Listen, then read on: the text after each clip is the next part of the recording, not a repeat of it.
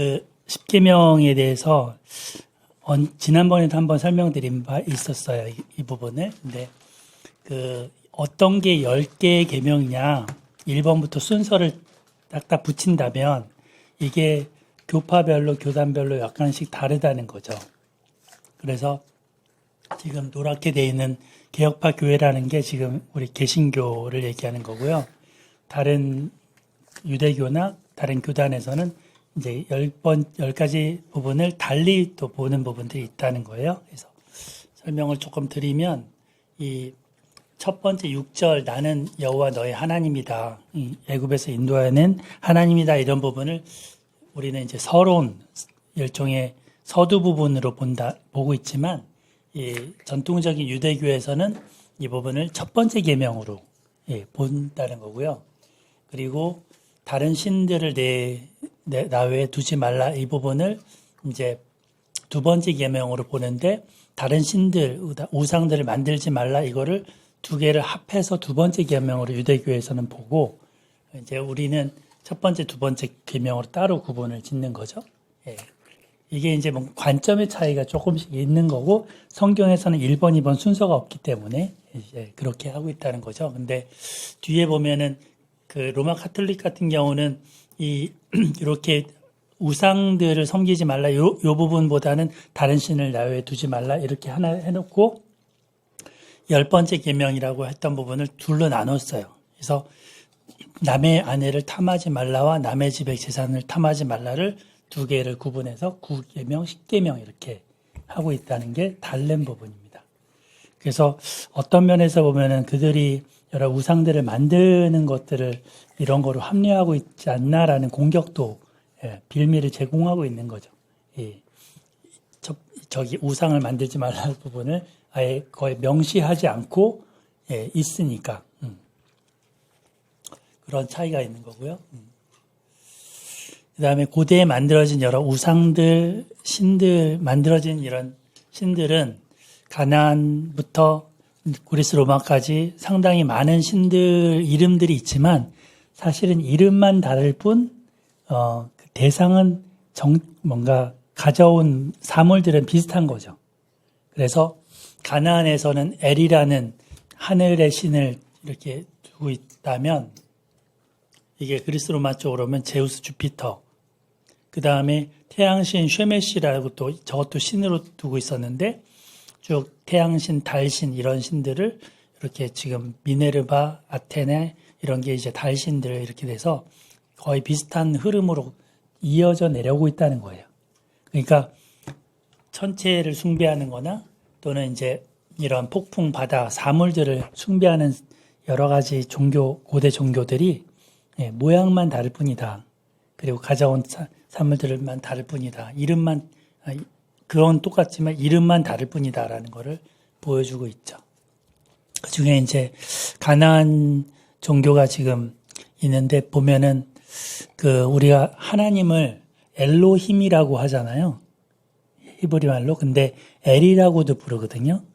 그래서 가나안 종교의 저 엘하고 어떻게 구분되냐 뭐 이렇게 하면서 그 가나안 종교의 엘을 그 이스라엘 히브리 신으로 했다라고 이제 그렇게 폄하하는 종교학자들도 있는 거죠. 그리고 이 바알은 그러니까 남편 또는 주인 이런 뜻을 갖고 있어요. 그래서 그 선지서에 보면은 나는 내가 바알이다 이런 식으로 히브리어로는 이렇게 되는 부분도 나오거든요. 하나님이 내가 바알이다, 내가 남편이다, 내가 주인이다 이런 얘기를 하는 거죠. 그래서 상당히 이제 그런 그 용어상에서 이름 자체에서 이제 이렇게 살펴볼 부분들이 있다는 거.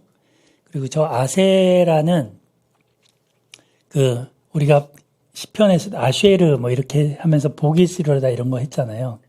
그러니까 그 말이랑 히브리 글자가 똑같아요. 그러니까 복을 준다라는 식의 아세라, 아스타롯 뭐 이렇게 또 넘어가기도 하고. 그래서 고대 이런 그 이름들, 신들의 이름들을 보면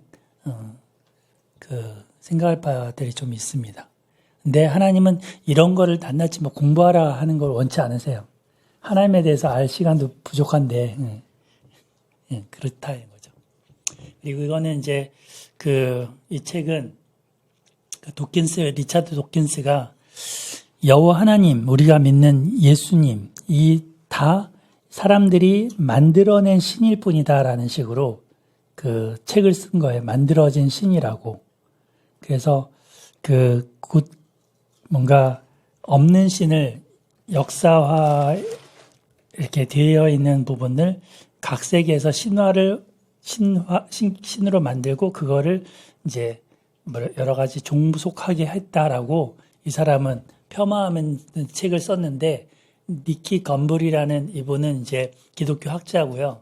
이분이 이제 그 하나님은 스스로 있는 신이지 만들어진 신이 아니다. 성경의 하나님을 너가 착각했다. 그리고 우리가 믿는 하나님을 너가 착각했다. 그래서 변증서를 쓴 거예요. 이 책으로. 그래서 상당히 이 책은 별로 안 팔리고 만들어진 신만 100만 부, 몇백만 부 팔렸는데, 아무튼 현대 많은 지성인들이 거기에 넘어갔어요. 워낙에 이제 기독교에 대해서도 안 좋은 생각들을 막 가지게 되면서 점차 이제 자신들의 이론에 그런 무장을 하는데 그거를 쓰고 있는 거죠. 우리가 지난번에 기독교 박물관 다녀왔을 때 이제 바알, 드라빔 이런 것들을 봤는데, 실상 우리가 옛날에 생각할 때는 이렇게 사람 크기 정도 될 거라고 생각을 했었는데, 실상은 이런 인형 크기였던 거죠. 예. 그래서 이런 것들을 만들어. 네? 큰 것도 있는 거 아니야? 예. 원래 고대에 이렇게 만들어 놓고 섬긴 거예요. 그래서 큰 바알이 있고 이런 모양이 유적에는 별로 안 보이더라고요. 대부분 이런 크기고. 그래서 하나님이 인형으로 만들었죠. 그러니까요. 드라빔도 보면은 이제 가정 수호신앙이라고 하는데 돌멩이 하나 가지고 깎아갖고 다듬어서. 근데 사실 십자가 목걸이 그 다음에 부적처럼 한다면 똑같은 그런 종교를 갖는 거죠, 사실. 그렇게 해서는 안 되는 거죠, 우리가. 자, 여기서부터 이제 두 번째 설교 부분, 두 번째 모세 설교 부분을 좀 설명을 드릴 건데, 5장부터 26장까지 굉장히 긴 장입니다만, 첫 번에 이제 5장에서 10계명을 다시금 대인관계, 대신관계 이렇게 두 가지로 구분되는 10가지 계명을 설명을 했고요. 이 모세가 볼 때 이 10계명을 주신 하나님은 결국에 하나님을 사랑하라는 그 메시지다. 이 결국 전체 내용은. 그래서 그거를 너희 손목에도 메고 이마에도 붙이고 문에 앞에도 붙이고 하라고 6장에서 이제 말씀을 하면서, 율법을 주신 뜻은 우리의 행복을 위해서 주신 것이다. 그리고 하나님을 사랑하라는 그런 동기에서 주신 것이다 라는 얘기를 11장까지 합니다. 근데 이 11장까지의 내용에서는 주로 이제 우상숭배의 잘못된 것, 우상숭배가 하나님의 뜻을 거스르는 부분인데 제2계명, 3계명을 위주로 해서 설명을 많이 해요. 그리고 그다음 송아지 숭배했던 시내산에서의 그 사건들도 언급하면서, 결국 복과 저주로 이제 마무리를 지으면서 11장이 끝나고요. 12장부터는 이 10계명에 해당되는 내용들을 해설해주는 방식인 거죠. 그래서 이것이 하나님에 대한 법은 의식법으로, 사람들에 대한 법은 시민법으로 이렇게 해서 쭉 열거가 될 겁니다. 그래서 2차 설교의 구조를 보면 처음에 우리 오늘 이스라엘아 규례와 법도를 들으라 하면서 이제 말씀을 시작하셨고, 11장 끝부분에 보면 모든 규례와 법도를 너희는 지켜 행하라 이렇게 마무리를 짓습니다. 또 이제 12장 뒷부분 후반부에서도 이제 보면 너희가 평생 지켜 행할 규례와 법도는 이러하다. 또 마무리 지을 때는 이 규례법도 그러므로 너희는 주의하여 행하라. 그러니까 처음에는 규례법들을 들으라, 이렇다 소개하고 맨 마지막에는 다 들었으니까 이제 지켜야지 이런 거죠. 예. 그리고 하나님이 세운 것이다. 그거는 호렙산에서 곧 그 이스라엘 그 시내산이라고도 하는데 거기서 언약을 세우신 그 법이다 라는 거고, 나중에는 이거를 에발산과 그리심산에 가서 직접 낭독을 하면서 복과 저주를 선포하는 의식을 가지라는 겁니다. 여기 세겜에 보면 왼쪽에는 나무가 별로 없는 그 오른쪽이죠. 에발산이 있고 나무가 좀 많은 그리심산이 있어요. 그래서 여기 에발산에서는 저주를 선포하고 그리심산에서는 복을 선포하는 그런 이제 의식을 선포하라는 게 나오는데 11장에도 나오고 27장에도 나오는 거죠. 그게 이제 여호수아서에 가면 또 실제 행하는 게 나오는 거죠. 그래서 시청각으로 그야말로 듣고 그 다음에 직접 보고 이렇게 너희가 이렇게 살면 나무가 울창한 산처럼 번성할 거지만 그렇게 안 살면 이렇게 민둥산처럼 황폐해질 거야. 이제 이런 걸 보여주는 거죠. 그래서 중심에는 이 12장부터 26장까지 규례와 법도를 자세하게 풀어주는 설명 내용이 있는 겁니다. 또 다른 방식으로 풀었는데 요거는 이제 율법의 기초를 10계명으로 봤다면 율법의 원리에 대해서 앞부분에 또 율법의 실제에 대해서 뒷부분에 이렇게 설명하고 있다는 겁니다. 예. 그래서 조금 내용을 조금 세분화해서 보면 오늘은 이제 그 율법 선포한 내용이 무엇이고 이제 백부월 맞은편에서 선포를 했고 하나님이 주신 것이고 그 명령은 우상을 만들지 말고 말라는 것이고 그리고 어떻게 주셨는가 어디서 주셨는가 이런 내용을 5장에서 쭉 다룹니다. 그리고 나서 그 율법의 골자는 하나이신 하나님을 여호와 하나님을 마음과 성품과 뜻을 다해서 힘을 다해서 사랑하라는 것이다. 그리고 이제 7장 넘어가게 되면 그 가나안 거민들을 진멸하고 가나안의 우상들을 다 파괴하라고 명령을 하고 정말 하나님의 능력으로 전쟁에서 승리할 때 가나안 우상을 파괴하라는 그런 명령을 내립니다. 7장 부분이 그런 우상 숭배에 대한 진멸 이런 것들을 하는 거죠. 그 다음에 8장 내용에서는 이제 하나님이 과거 회상을 이제 역사를 이끌어 오셨을 때 이제 그때 과거의 상황을 이제 회상을 하면서 그 가나안 땅에 들어갈 때 하나님을 잊어버리지 말아라. 이제 그 너희가 고생하다가 편안하게 되면 하나님을 잊어버릴까 걱정이다. 이런 얘기를 하는 겁니다. 예. 그때 이제 잊어버리면 결국 반대쪽으로 인간의 마음에는 항상 공허한 빈 공간이 있다 그래요. 그걸 뭐로라도 채워야 된다는 거죠. 근데 하나님을 배제시키면 딴 거로 채우게 되는데 그 딴 게 우상숭배라는 거죠. 그 다음에 9장에서는 은혜로우신 하나님. 그래서 그 백성들이 정말 교만해서 이제 금송아지를 섬겼는데 그럼에도 불구하고 하나님의 새로운 돌판을 주시고 또 레위 지파를 구별하시면서 그들에게 긍휼과 은혜를 베푸셔서 여기까지 왔다는 것을 얘기하고 있죠. 그래서 이제 9장, 10장 이어지고 이제 10장에서는 그 백성들을 향한 긍휼과 요구, 그 권고 이런 사항들을 다시 한번 얘기를 하면서 이제 백성들이 우상 숭배로 받게 될 징벌, 경고하고 다시 한번 축복과 저주의 선택권을 제시를 합니다. 여기까지가 아파트예요. 예. 그래서 어떤 면에서 보면 이 6장부터 11장까지는 한편의 그냥 드라마틱한 역사 설교인 거예요. 예, 앞에 첫 번째 설교처럼.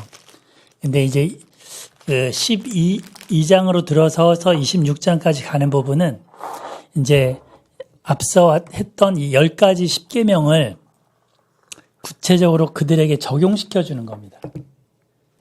그들이 그 땅에 들어가면 요 계명은 어떻게 지켜야 되는지 이렇게 하나하나 엮어서 설명을 해 주는 겁니다. 그래서 12장에서는 하나님이 택할 한 장소, 예배 처소를 두게 되면 딴 데서 예배드리지 말고 거기 가서 예배드리라는 거예요. 그래서 이렇게 함으로써 첫 번째, 두 번째 계명을 준수하도록 돕는 거죠. 그리고 하나님의 이름을 망령되이 일컫지 말라는 배교를 금지하는 13, 14장에 이제 나오면서 예를 들어 뭐 거짓 선자가 나와서 너희들을 막 유혹을 하면 거짓 선자들을 죽이라든지 뭐 이러면서 정말 말로 인한 유혹들 있잖아요. 이런 것들을 철저하게 막아서도록 그렇게 얘기를 합니다. 그러니까 요게 십계명과 이렇게 이어져 있다는 것만 알아도 신명기를 읽기에 굉장히 편합니다. 여기 보면 안식년과 절기들이 쭉 나오는데 6장에 이거는 안식일의 연장선이라고 그랬잖아요. 절기들은. 그래서 그 절기들에 대해서 쭉 나오고 그 다음에 16장, 17장, 18장은 왕을 세울 때 이야기 뭐 이런 것이 나와요. 그러니까 결국 왕이라는 거는 또 다른 부모잖아요. 그러니까 부모 공경에 대한 부분이면서 리더가 어떻게 해야 되는지 그런 부분들을 이제 얘기하면서 권위를 존중해주고 또 그 권위를 가진 사람도 하나님의 권위를 존중할 것을 율법책을 복사해서 옆에 두면서 지키다라 하는 거죠. 그리고 이제 6장 여섯 번째 살인은 인간 생명의 존중에 대한 거로 간음과 불법적 성행위 금지, 도둑질은 재물에 관련된 범죄들, 거짓 증거는 송사에 대한 공평하게 재판할 때 하는 내용들, 그리고 내 아내를 탐내지 말라, 소유를 탐내지 말라는 형제된 의무를 행하지 않는 자들에게 대해서 어떻게 할지, 뭐 이렇게 물려주는 그 고엘법도 얘기하고요. 이렇게 하면서 이제 조금 12장부터 26장까지 좀 정리가 되면 좋겠다는 생각입니다. 그리고 나서 다시 한번 복과 저주를 선포하는 게 27장, 28장 해서 이게 두 번째 모세의 설교입니다. 굉장히 길데 여기까지 한번 살펴봤습니다. 앞으로 되게 꽤 재밌네요. 도덕률하고 십계명하고 이렇게 짝이 돼서. 이건 처음 봤는데요. 그거 너무 어거지로 붙인 거? 아니요. 어디 근거 있는 학설인가요? 네네. 성경 신명기 학자가 내는 것입니다. 최근 자료인가요? 브리크먼이라는 외국인 교수님인데요.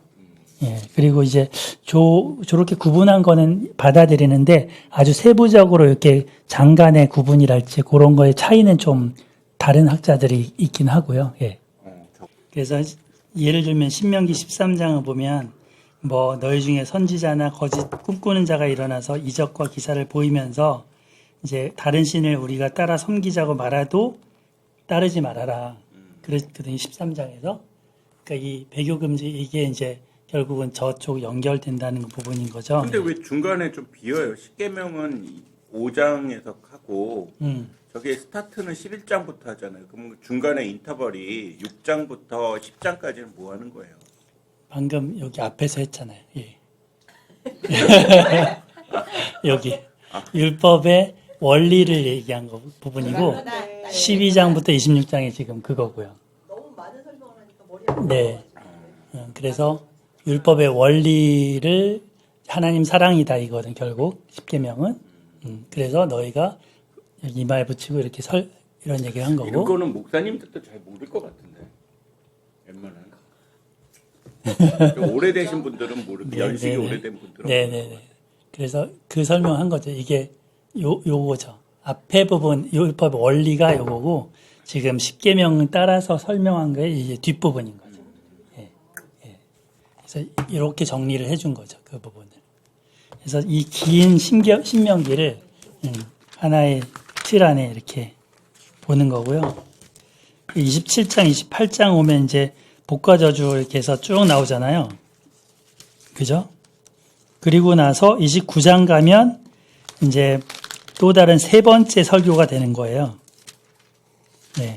29장부터 또 다른 설교가 쭉 세 번째 설교가 되고 모세의 노래도 나오고 모세의 축복도 나오고 그렇게 하고 눈을 감는 거죠. 이제 전체적인 신명기에 큰 틀이 좀 들어오면 좋겠다. 그런